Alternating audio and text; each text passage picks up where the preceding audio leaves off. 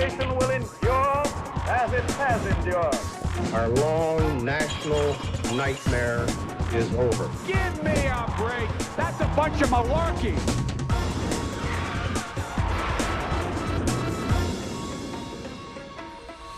Hello, welcome to Planet America. I'm John Barron. And I'm Chaz Lachadello. This week, Afghanistan falls to the Taliban, ending America's longest war. We're going to look at what happened and why it went so horribly wrong with soldier and former advisor to the Joint Chiefs, Dr. Jason Dempsey. And a little later, who were the best presidents of all time? We'll count them down. And the US Census is out. I'll be looking at the changing face of America. But first, we'd better break it all down. Break it down. This week, the United States-led war in Afghanistan ended in chaos, humiliation and capitulation. In scenes reminiscent of the fall of Saigon in 1975, Afghans fleeing advancing Taliban forces as they entered Kabul stampeded American transport aircraft, hundreds forcing their way on board, but some falling to their deaths as the planes took off. Meanwhile, the Afghan government itself was disintegrating. President Ashraf Ghani fled the country for the UAE. Posting on Facebook, he left to prevent a flood of bloodshed. This footage from Al Jazeera allegedly showing Taliban fighters inside the presidential palace, walking the hallways, declaring the restoration of the Islamic Emirate of Afghanistan. The Taliban's offensive, driving Humvees and tanks and wielding guns taken from the Afghan military, all paid for by American taxpayers, stunned US officials. Intelligence estimates last week said, worst case, a Taliban advance on the capital, Kabul, would be 3 months away. Their final offensive took just 10 days as resistance from the 300,000-strong Afghan military melted away. President Biden watched the dramatic events unfolding last weekend from the presidential retreat at Camp David, then returned to the White House and addressed the nation. The truth is, this did unfold more quickly than we had anticipated. So what's happened? Afghanistan political leaders gave up and fled the country. The Afghan military collapsed, sometime without trying to fight.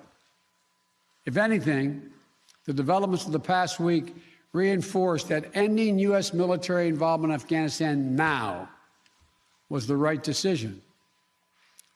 American troops cannot and should not be fighting in a war and dying in a war that Afghan forces are not willing to fight for themselves. Without doubt, this is a bitter pill for the American president, one at least two of his predecessors have pledged to swallow, yet ultimately spat out.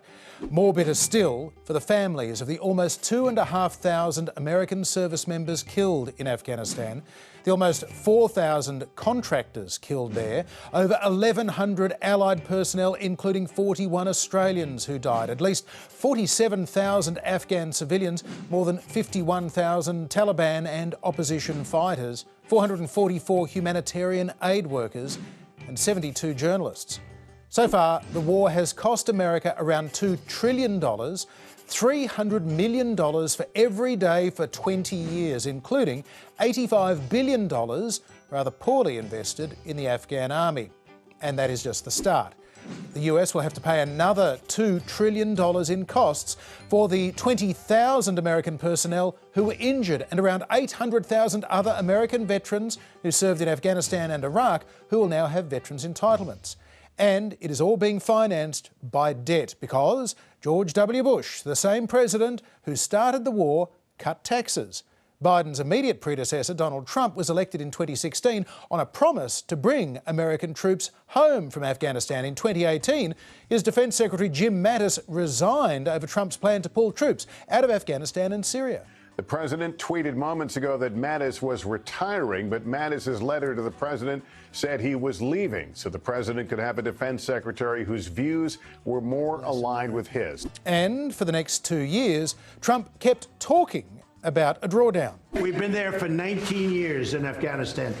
It's ridiculous. But he never took the final step until a month before last November's election, when President Trump announced again all US troops would be out of Afghanistan by the end of last year. We're down to 4,000 troops in Afghanistan, and I'll have them home by the end of the year. They're coming home, as we speak. And 19 years is enough. They're acting as policemen, okay? They're not acting as troops. And yet, that deadline also passed without action. But the Trump administration had signed an agreement with the Taliban committing the US to have fully withdrawn by May this year. In April, the new president, Joe Biden, extended that by 4 months until the symbolic date of September 11. We cannot continue the cycle of extending or expanding our military presence in Afghanistan, hoping to create ideal conditions for the withdrawal and expecting a different result. I'm now the 4th United States president to preside over American troop presence in Afghanistan. 2 Republicans, 2 Democrats. I will not pass this responsibility on to a 5th. So Trump's now distancing himself from what just happened. Trump insists that his withdrawal would have been conditions-based. And his Secretary of State, Mike Pompeo, elaborated. I was also in the room when President Trump made very clear to Mullah Baradar, the senior Taliban negotiator, that if you threatened an American, if you scared an American, certainly if you hurt an American, that we would bring all American power to bear to make sure that we went to your village, to your house. We were very clear about the things we were prepared to do to protect American lives. And indeed, since we began those negotiations back in February of 2020, there wasn't a single American killed by the Taliban. Of course, the Taliban broke a number of Trump's conditions immediately and no one cared. As for hurting Americans, well, that's true, they didn't. And they also haven't done that under Biden either. And yes, it's true the Taliban did not launch an offensive under Trump because they were patiently waiting to have the country handed over to them, as it seemed clear from the agreement. But how much did Trump really object to the way that Biden exited Afghanistan? Because this was Trump in late June, when people were already starting to criticise a little bit Biden's methods. I started the process, all the troops are coming back home, they couldn't stop the process. 21 years is enough, don't we think? 21 years. They couldn't stop the process. They wanted to, but it was very tough to stop the process when other things are at. Yeah, thank you. Thank you. He seemed pretty happy to claim what Biden was doing then as really his doing. As for Pompeo, he was sounding very much like Biden was sounding a month ago as well, saying it was time for the Afghan army to step forward and actually deliver on security for themselves. He was confident that they could do that. So, some serious revisionism going on now, John. Yeah, certainly is, Chaz. This week, Joe Biden said his hands were tied by that Trump agreement with the Taliban. He said he had a bleak choice: withdraw as planned or escalate to full-scale conflict involving thousands more US troops. I stand squarely behind my decision. After 20 years, I've learned the hard way that there was never a good time to withdraw US forces.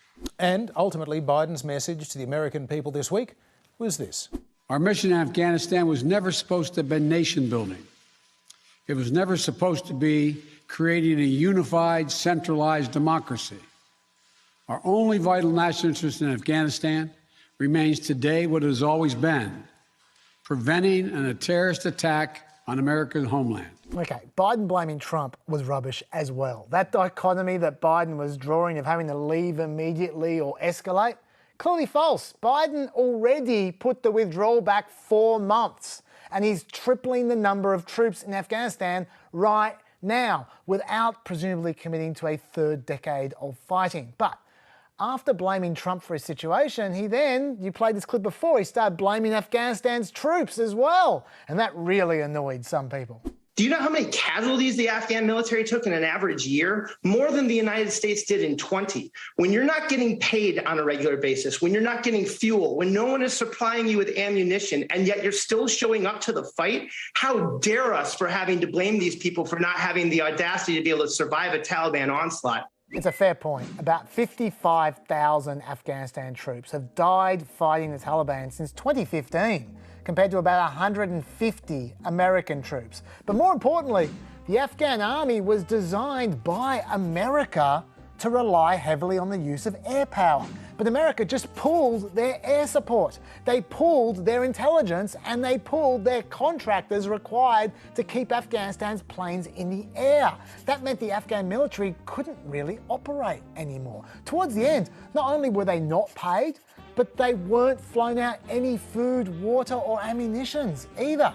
And then, finally, after all that, Biden blamed the Afghans who had worked with the American military. I know there are concerns about why we did not begin evacuating Afghans civilians sooner. Part of the answer is some of the Afghans did not want to leave earlier, still hopeful for their country. So they didn't want to go? I reckon those guys jumping on the side of the plane, they wanted to go.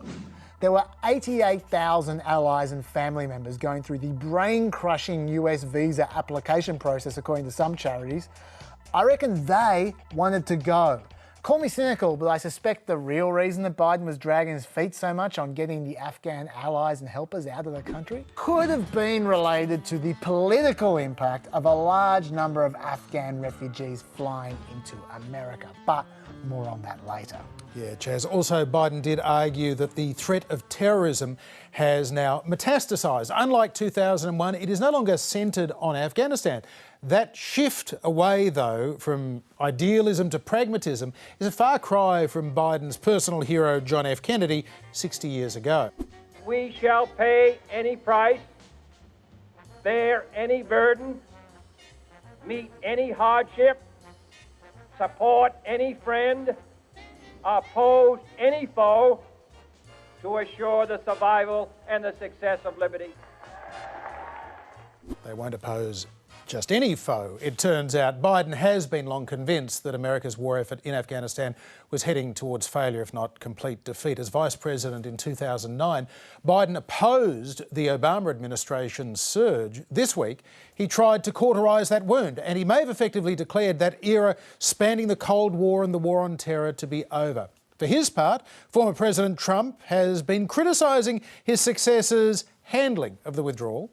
Put us in this position. He should have gotten the civilians out first. Then he should have taken the military equipment. We have billions of dollars of brand new, beautiful equipment. Take the equipment out and then take the soldiers out. And frankly, I said, take the soldiers out, but before you leave, blow up all the forts, because we built these forts that are being now used by the enemy. It's not even believable. It's kind of a funny distinction to be making, though, saying that Biden didn't cut and run in quite the way I would have cut and run. And experts do point out there are no forts as such in Afghanistan. Still, Donald Trump may have promised to put America first. Joe Biden basically just did, leaving the Afghans who tried for 20 years to build a new nation in the lurch. Many of them deeply fearful for their lives, others wondering, what was it all for? Allow me to translate for Trump. Just for a second, John. I'm assuming when he spoke about forts, he meant these weapons depots that America left lying all over the place for the Taliban to load up with. I don't know if they could have been blown up, but I do know that America may regret hundreds of millions of dollars worth of cutting-edge weaponry landing in the hands of the Taliban. Secondly, there has been a lot of comparisons made to the fall of Saigon. You mentioned that before, maybe because they both featured helicopters. I don't know, but importantly, America's final departure, like Saigon, has not actually happened yet. Yes, on day one, we saw all manner of dark, tragic images, like these Afghans' desperate bid to be airlifted to safety. But the bottom line, this was day one of the serious withdrawal. There may be weeks to go for all we know, so we shouldn't judge it till it's actually over. Having said that, there's plenty of things we can judge. Like how Biden's speech was essentially a bait and switch. He spent 15 minutes justifying withdrawing from Afghanistan, which very few people are criticising him for, and only about 2 minutes addressing how the withdrawal is occurring, which is what everyone is criticising him for. Even Trump saw through that evasion. He wrote, "It's not that we left Afghanistan, it's the grossly incompetent way we left."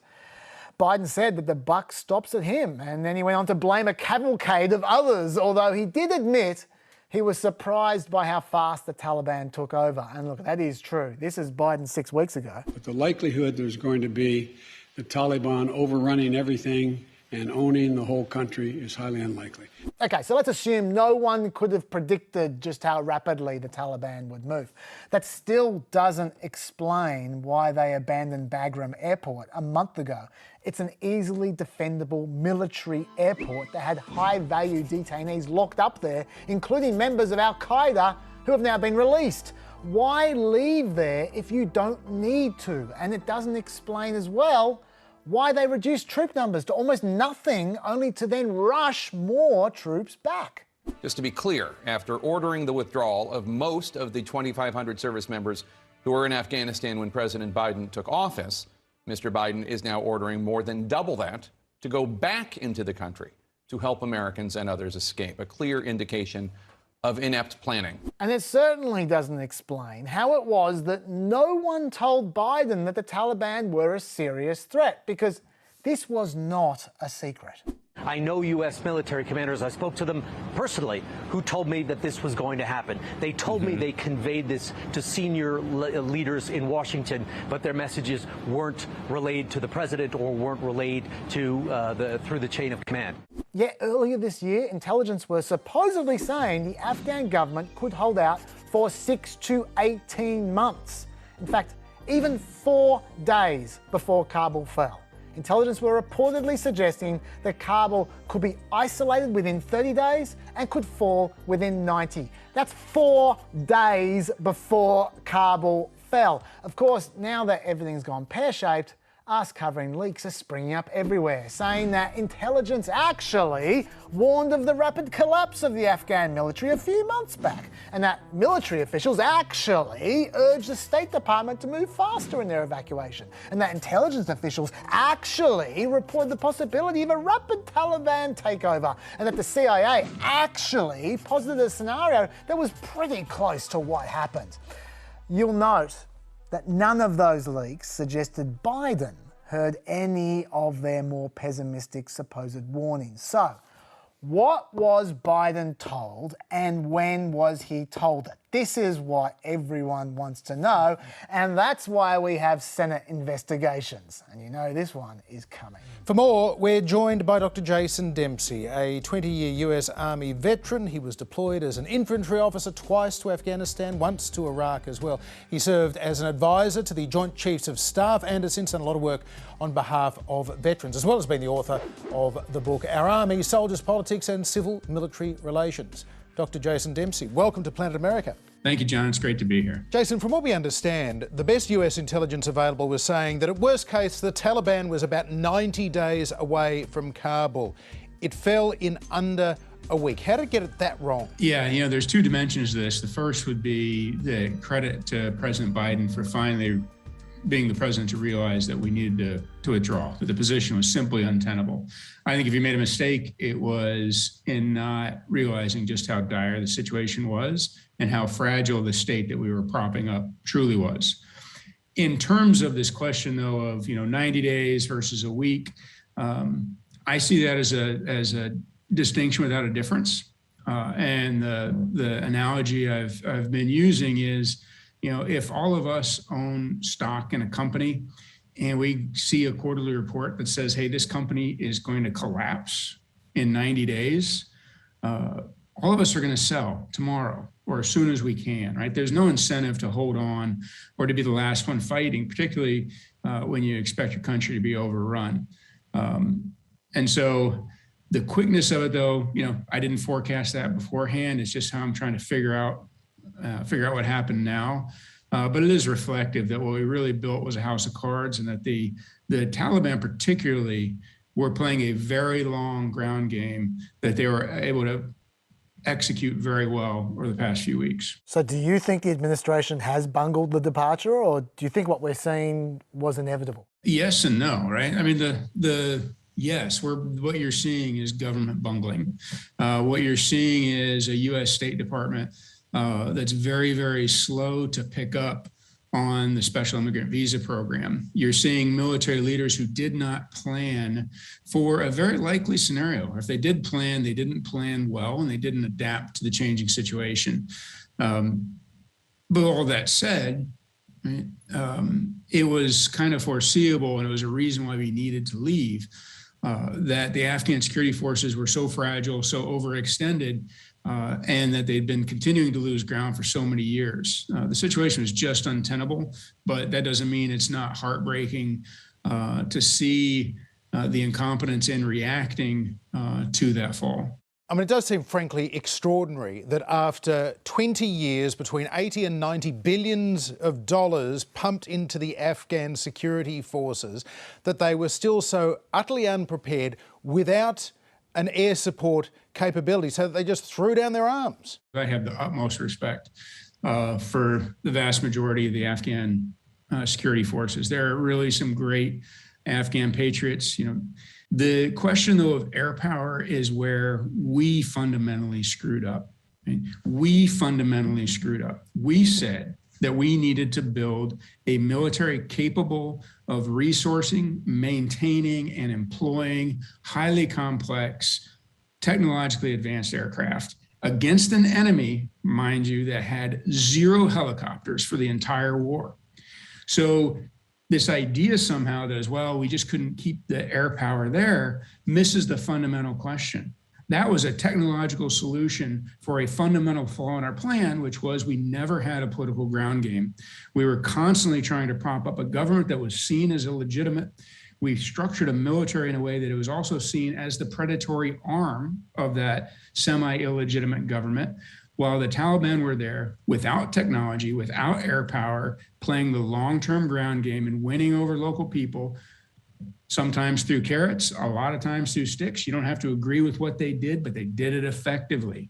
And it's our fault that we built a military that would collapse with the withdrawal of air power. That should have been absolutely predictable by anybody who even took a casual glance at the situation. We've heard that not only was the Afghan military not being properly supplied, not even being properly paid, but they had their access cut off to the foreign contractors that keep the planes in the air that they are reliant upon.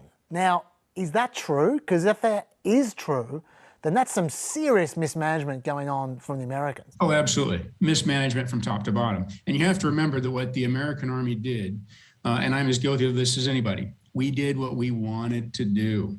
Right? So we see the easy button. We enjoy and we work well with air power. So we thought, well, that's the solution. And it's a lot easier to push airframes in the country than it is to sit down with a tribal elder or a local political leader or somebody who's running a patronage network and work with them to get them working with Afghanistan. It's much easier just to get out there and attack the Taliban with aircraft. We also, in the American military, focused almost our entire effort on tactical training. So folks like myself rotated through and we trained the Afghans how to do basic battle drills, how to fight with their weapons, how to get out there and attack the enemy.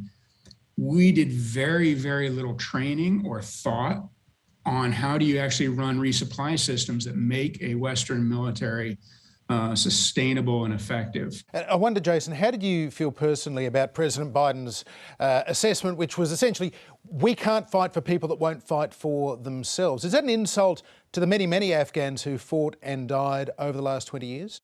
It absolutely was. And obviously there has to be, one challenge here is that we never have time for nuance.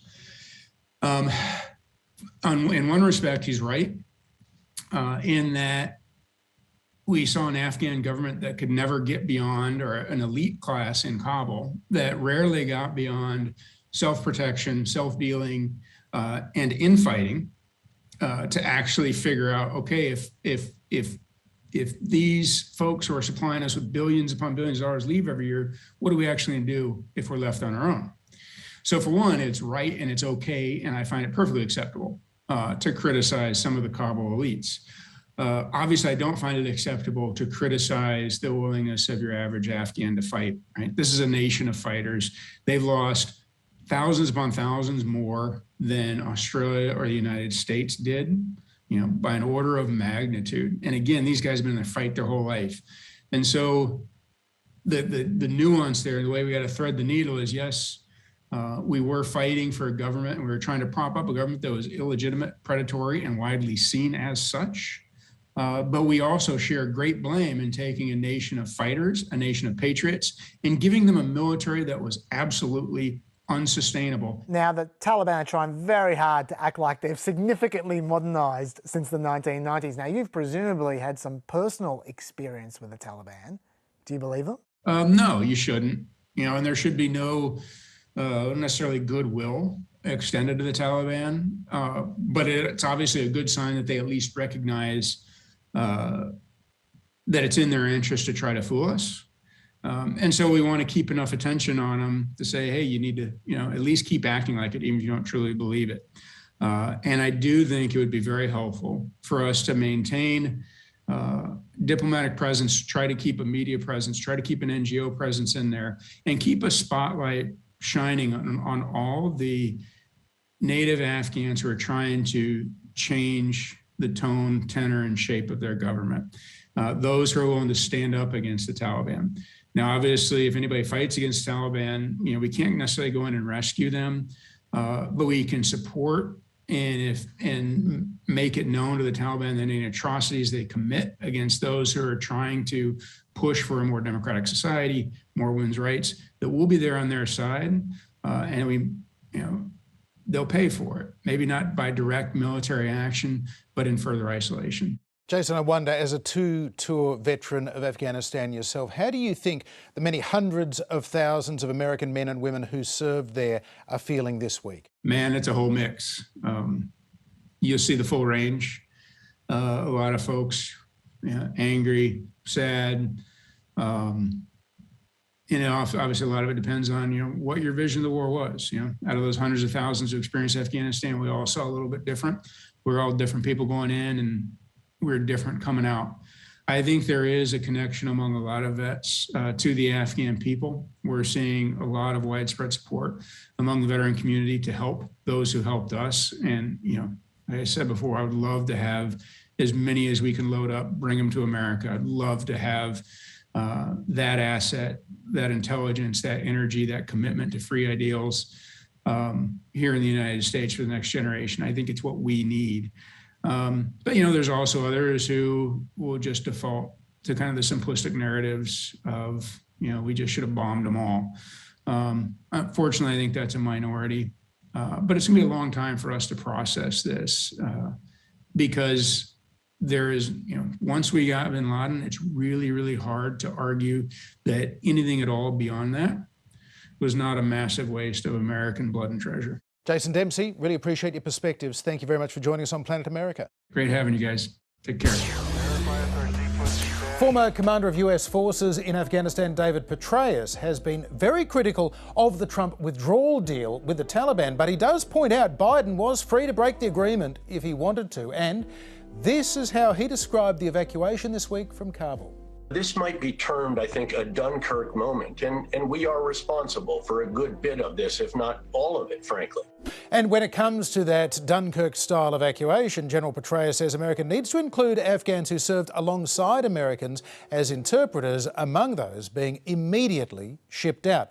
President Biden is committing to keep the 6,000 or so US forces in Afghanistan only until all Americans are evacuated. Their mission is to keep control of the Hamid Karzai International Airport in Kabul and protect US citizens, even if that means pushing past the agreed deadline of August 31.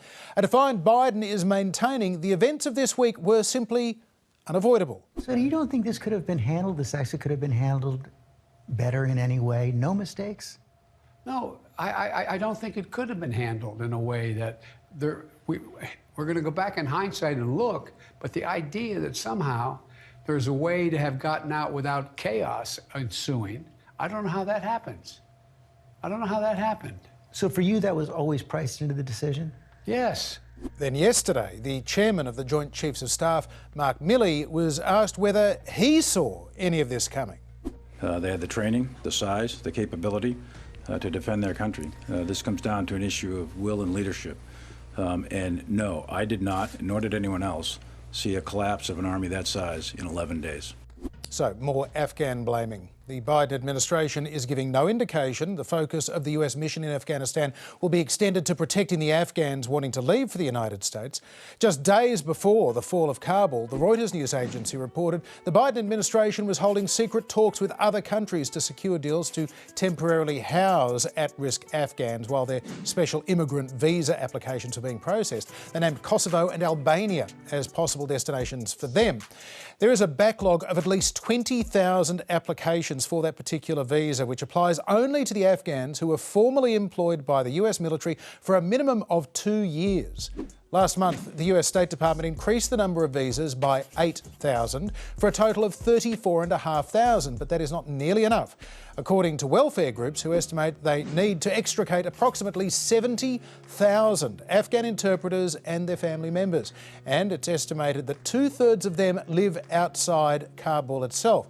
And right now, trying to get past Taliban roadblocks into the capital and to the American-held airport is incredibly risky. Defence Secretary Lloyd Austin says that they are doing everything they can to try and identify and process those Afghan visa applicants. That is, if they can make it to the airport. We've dispatched small military teams to 2 of the airport's gates to assist the State Department consular efforts as they evaluate and process individuals seeking entry. And we expect to be able to augment that capability in the coming days. But Secretary Austin says there is no capability to bring Afghans to safety. The US troops, he says, need to stay and defend the airport.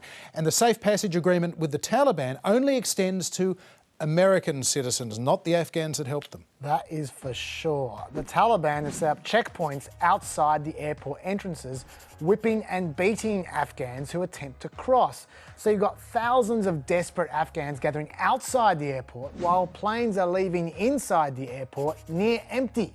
A 100-seat plane the other day left with just 7 passengers on board. In fact, even Americans are struggling to get past the Taliban. The State Department sent out an email to local Americans telling them to make their way to the airport, but warning them the United States government cannot guarantee your security as you make this trip.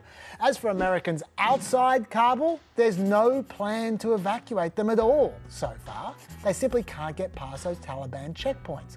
So good luck to the Afghans outside Kabul who want to escape. Another group with a big question mark over them right now are Afghan women. The Taliban say they're ready to provide women with an environment to work and study, and they're accepting of women being present in government structures, according to Islamic law and in accordance with the Taliban's cultural values, of course.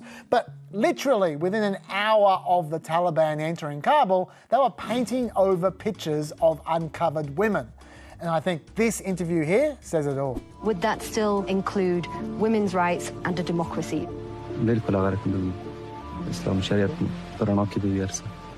So would you believe in the democratic vote, though? So would people be allowed to vote in women politicians?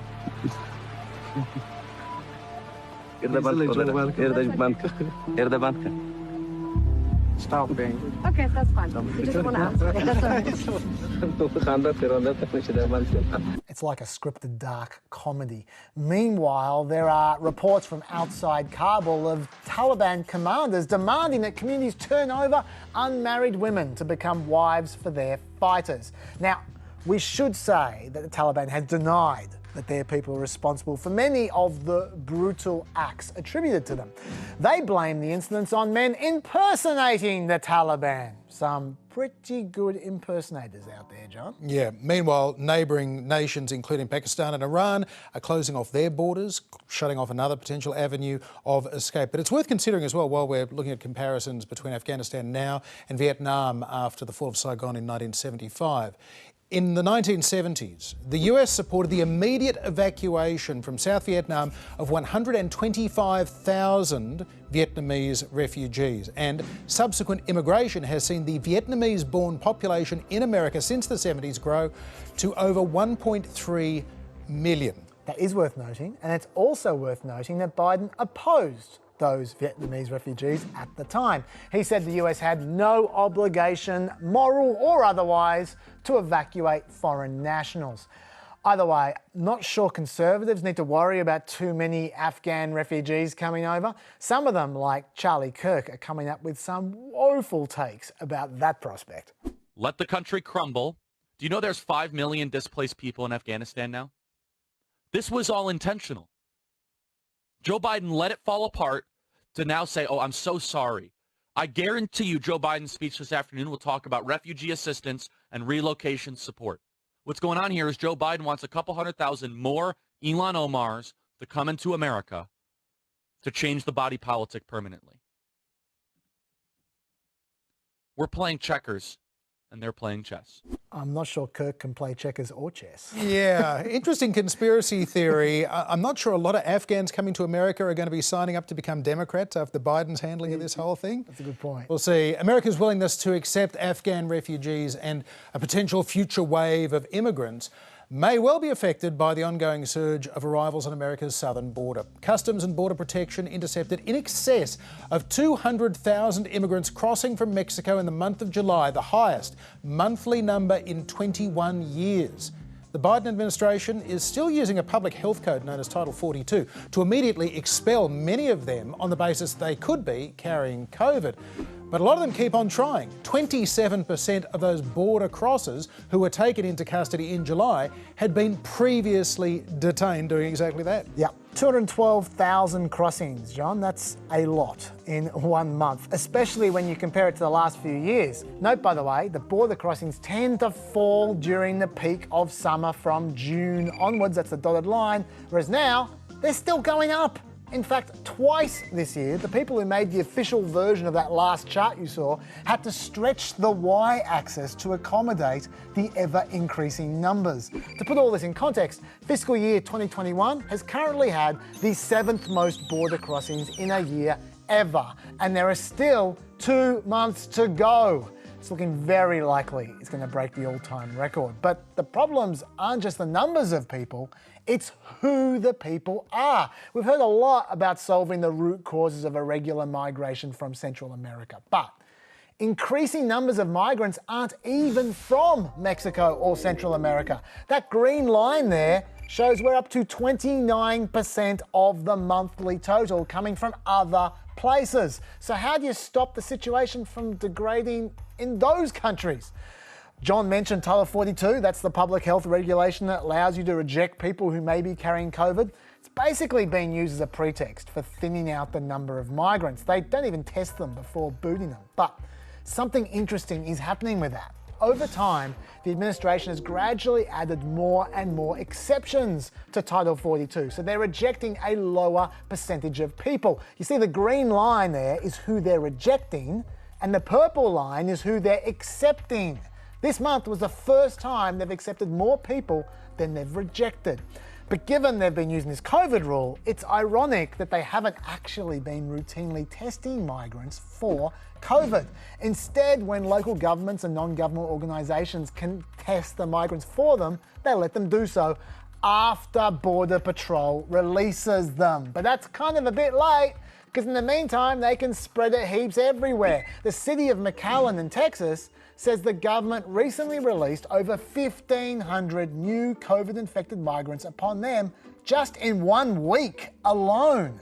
Now, to be fair, the government does have plans to vaccinate all migrants that aren't rejected under Title 42 as they await processing. But, once again, a bit late. If you've got COVID already, that won't stop you spreading your COVID around to the other detainees, even after they've just been vaccinated a day or two earlier. So the pressure is building, especially given, like John said, people keep trying again after being rejected.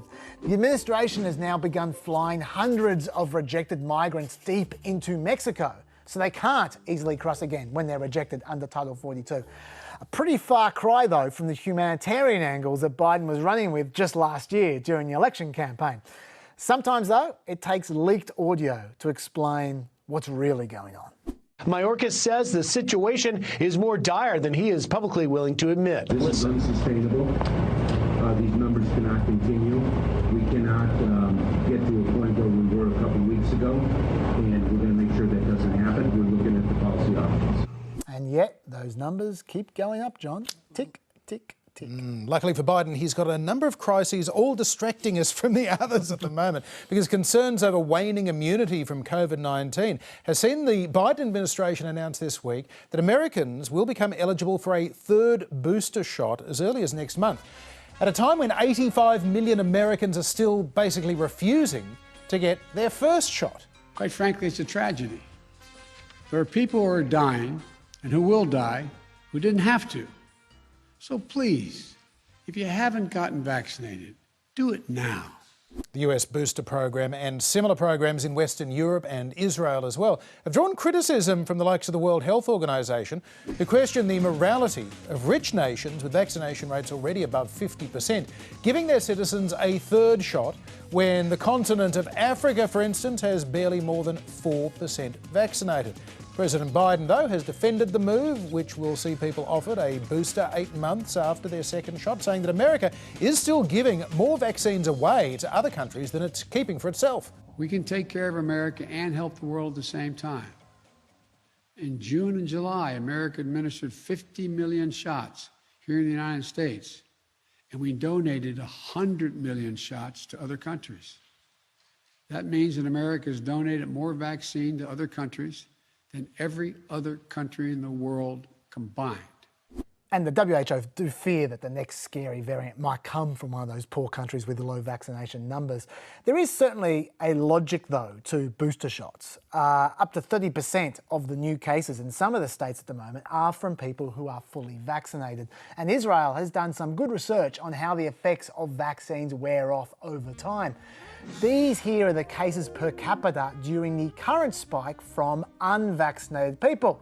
And as you can see, the fully vaccinated people in Israel aren't that different at the moment. But for the people with a booster shot, there is a lot more protection. That is, of course, bear in mind, Israelis have been vaccinated a lot longer than most other people, and they reckon about 8 months is the lifespan of current vaccines. Yeah, meanwhile, Biden also announced this week that aged care workers who treat patients on Medicare and Medicaid will be required to get a vaccine. More than 130,000 American nursing home patients have died of COVID so far. And New Orleans as well, imposing a vaccine mandate for high-risk businesses, restaurants, bars, gyms as well. Yeah, a lot of private sector employers are going down this route. Meanwhile, the debate continues over mask mandates. This week, fully vaccinated Texas Governor Greg Abbott announced he had contracted COVID-19, but he hasn't developed any serious symptoms as yet. He remains opposed, though, to the mask mandate for Texas schools. With students due back next week, at least 20 Texas school districts are defying their governor, though, and that case seems destined inevitably for the courts, although there is, it seems, one other option. A Texas school district believes it found a way around Governor Greg Abbott's executive order banning masks. Paris ISD is going to make face coverings part of its dress code. The Board of Trustees says the dress code can be used to protect the health and safety of students. That's clever. Yeah, maybe we can get the vaccines put on the menu in the cafeteria as well. Yes. Look, there's a lot of people looking for loopholes like that in states where mask and vaccine mandates are banned, and here is why. Daily cases are now averaging over 130,000 a day and rising. Hospitalisations are up to 83,000 and rising. And deaths, unfortunately, are finally starting to spike as well, approaching 800 a day. And those numbers are worse than they look, because Florida is playing funny buggers with their numbers again. Florida is now adjusting their death counts to reflect the actual days the deaths occurred rather than when they were reported. That can often be many days earlier. So you end up creating an artificial appearance that deaths are decreasing when they're not. It's just that in the last few days, the deaths that were reported then have been moved back to earlier days, if you're following. Look at this graph. See that green line? When adjusted by Florida, it becomes that red line. Same numbers. It looks sort of like a graphical Ponzi scheme. Yes, and the problem is, it feeds into the official national numbers, okay? So those deaths, those national deaths, they're worse than they seem. Florida is a real headache overall. Nearly 40% of COVID hospitalisations are just in Florida and Texas. Although even worse is Alabama, where they now have 0 ICU beds available at all. And to bring this back to school mask mandates, we're now seeing a record number of children hospitalised with COVID-19, and it is getting worse. So that brinksmanship about mandates is not going away. Are you sure? All right, there has been a fair bit of grim news this week, but a change of pace for you now. Who do you think might rank among the very best of all America's presidents? The broadcaster C-SPAN has been polling historians and experts on the presidency and political pundits for the last 20 years or so to see how they rate the 45 individuals who have served in that office. And their new list is out now. The experts were asked to rate America's presidents on 10 individual leadership characteristics: public persuasion, crisis leadership, economic management, moral authority, international relations, administrative skills, relations with Congress, vision setting and agenda, pursued equal justice for all, and performance within context of their times. They then calculated a score out of 100 for each. So, someone like Bill Clinton did pretty well on public persuasion. He talked a good game, and he went gangbusters on economic management, the 5th best president ever on that score. But he only got 30 out of 100 for moral authority because, well, you remember, Monica, impeachment, the whole shebang. So, Bill gets a total score of 594 overall, a ranking of 19th. Not bad, but not great. Jimmy Carter ranked in the bottom half of presidents for most things, and the bottom 10 for public persuasion, crisis leadership and economic management. But he's top 10 for moral leadership. He was a breath of fresh air after Watergate, and 5th best for his pursuit of equal justice. He did some good things for civil and women's rights, to be sure, but overall he gets barely a passing grade, 506 and a ranking of 26th. Again, not a great president. Sorry, Jimmy. So, who were the best American presidents and why? Let's count them down.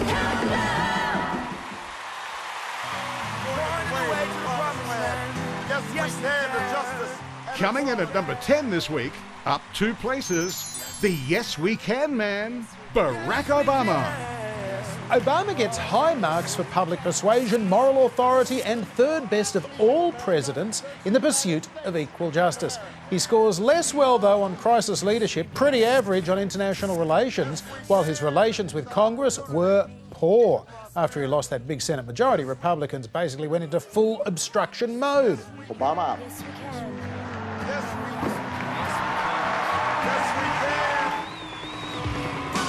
Steady at number 9, the great communicator, President Ronald Reagan. True to his nickname, Reagan gets high marks for public persuasion, vision setting and agenda, and gets a good grade on international relations. He did basically win the Cold War after all, but historians mark him down for poor administrative skills. He did leave a lot of work up to others and liked to take an afternoon nap. Oh, shut up. The deficit spending and tax cuts as well dinged Reagan's economic management ratings as well. There you go again.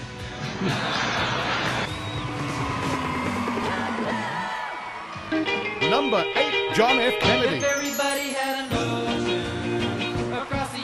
Despite serving less than 1 full term, JFK is a fixture in the top tier of presidents. He gets the highest marks for public persuasion, crisis leadership like the Soviet missiles in Cuba, and his vision for a new frontier. JFK does not do so well on moral authority, all those affairs, Marilyn and everyone else. Happy birthday, Mr. President. And international relations. Things were pretty dicey for a little while there.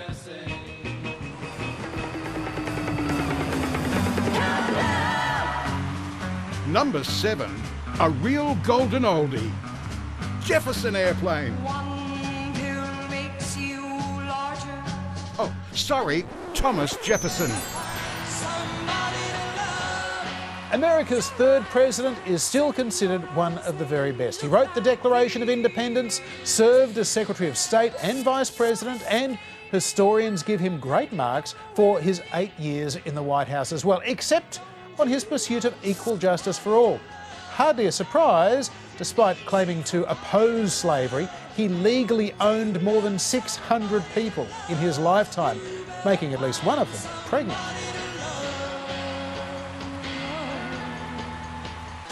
Coming in at number 6, give him hell, Harry. It's Harry S. Truman. History has been good to Harry Truman. His popularity soared when he presided over victory in World War II and then collapsed when the Korean War turned into a stalemate.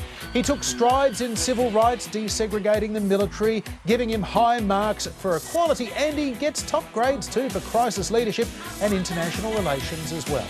And now the time has come for me to say good night and God bless you. This is Gavin Wood speaking. Good night, Planet America. So Harry Truman just misses out on being one of the top 5 presidents of all time. Who makes the cut and who will be number 1? We'll find out next week. Woo! But while we're counting down numbers, why don't we take a trip to my happy place, John, Mathslandia. The 2020 census has finally returned its results, and they can reflect very real changes in the political debates we'll be engaging in over the next 10 years and beyond. So, here's the deal. Yes, here's the deal. Rightio, let's open the world's most boring storybook, the census results. And the American population last year hit 331 million people. That's a growth rate of 7.35% since 2010. That's actually the slowest growth rate on record apart from the 1930s. Interestingly, adults grew by 10%, but children actually declined by 1.5%. So we've got a seriously ageing population there. But as far as states go, the states with the most population growth, definitely Texas and Florida. Then you got California, Georgia, Washington to follow. 3 states actually shrunk in the last decade. They were Mississippi, Illinois, and West Virginia, looking very much like a dying state at the moment. And as a result of all these population changes, the congressional delegations from Colorado, Florida, Montana, North Carolina, and Oregon are all going to gain 1 seat in the House. Texas are going to gain 2.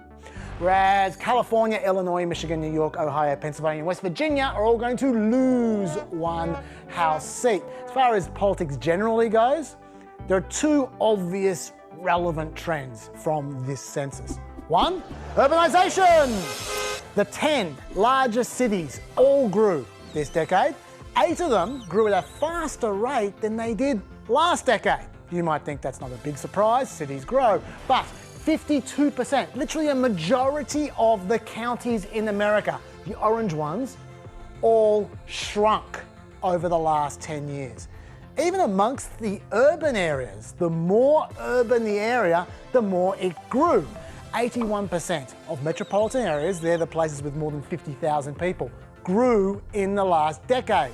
But only 48% of the micropolitan places grew. They're the places between 10,000 and 50,000 people. Why does this matter? You might ask. After all, we all know the biggest partisan cleft in America is regional, isn't it? Certainly northern states have voted decidedly more Democratic in presidential elections than southern states have over the last 30 years. But interestingly, that gap there has kind of narrowed just a little bit in the last few elections. The gap, however, between how people vote in the top 20 metropolitan areas versus how they vote in rural areas has opened right up. So Democrats would be liking this urbanisation thing going on. A lot of voters there. As for the second relevant trend I mentioned, well, of course, this is America, so it's going to be racial. This decade is the first time since they started conducting censuses back in 1790 that the number of people who identify as white alone has shrunk. Not by a little bit either. It shrunk 8.6% in the last decade. All 50 states of America saw the white share of their populations decrease, and the actual raw numbers of white people fell in 35 states and 3/4 of the counties. There are now 6 states which have majorities that are people of colour. Ain't stopping there either. The white population has moved from 75% of the population down to only 57% in 30 years. Pretty much a straight line down as well.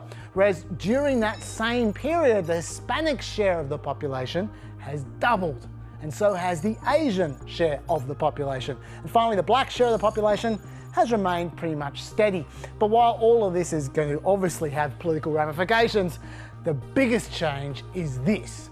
The 2 or more races population category has grown from 9 million in 2010 to 33.8 million people in 2020. That's a 276% increase in 10 years. And if that category continues to grow, and I don't know why it wouldn't, that could completely scramble the politics of race in America. Maybe stats do tell us a story after all. It's Still a weird slogan, though. Yes, and here's the deal. Well, cover me with sand and call me Dusty Chaz. That's it for another week. We'll see you back here at the same time next week, or on ABC iView, YouTube, or Facebook, whenever you like. And there's going to be another pep podcast for the pod people amongst you. You know who you are. And that is where you'll find it. Bye-bye.